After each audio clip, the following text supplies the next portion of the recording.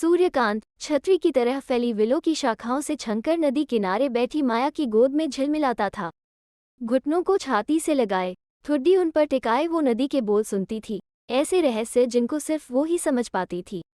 माया गांव के बाकी बच्चों जैसी नहीं थी, जो मेकों को पकड़ने और कीचड़ की छींटे मारकर हंसने में मस्त रहते थे। वो नदी की थी, उसका कलकलता गीत उसका लोरी, उसके कंकरयुक्त तट उसका खेल का मैदान। एक बादल विहीन दोपहर को एक पन्ने की चमक ने उसकी आंख खींच ली। एक मछली जिसे उसने पहले कभी नहीं देखा था, धूपी लहरों से गुजर रही थी। उसके शल्क चिड़िया के गले की तरह फिरोजी रंग में झिलमिलाते थे और उसकी आंखों में प्राचीन नदियों का ज्ञान समाया हुआ था।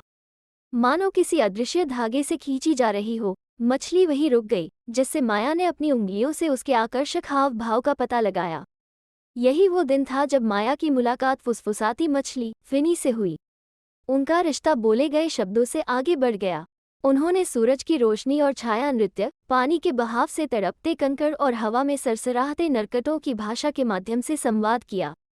फिनी ने छिपे झरनों और पानी पर जुगनू के नृत्य की कहानियां साझा की।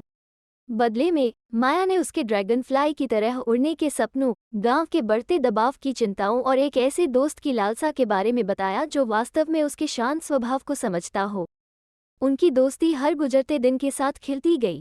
माया ने नदी के रहस्य सीखे, किन चट्टानों में सबसे रसदार मसल्स मिलते हैं, जहां जुगनू रात के आकाश को सोने में रंग देते हैं, और भूलमी नौत से ढके घास के मैदान की ओर जाने वाला छिपा हुआ रास्ता।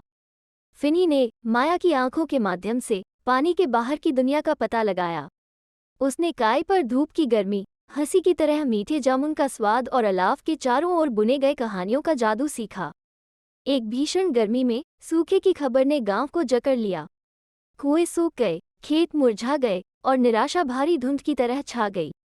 माया आंसुओं से भरी आंखों से फिनी को विश्वास में लिया। फुसफुसाती मछली ने बदले में एक रहस्य साझा किया, विलो के दिल के भीतर एक छिपा हुआ झरना। फिनी के फुसफुसाए निर्देशों से निर्देशित माया प्राचीन पेड़ के खोखले दिल में चली गई।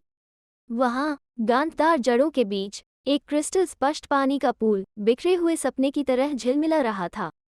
माया के सीने में उम्मीद खिली। उसने अपना मिट्टी का बर्तन भर लिया। पानी ने जीवन का पुराना गीत फुसफुसाया। वापस गांव में माया की खोज आशा का दीपक बन गई। झरना टपका, फिर बहने लगा। उसके जीवनदायी पानी सूखी फसलों और प्यासी आत्माओं को पुनर्जीवित कर रहा था। माया, जिसे कभी अलग माना जाता था, एक नायिका बन गई।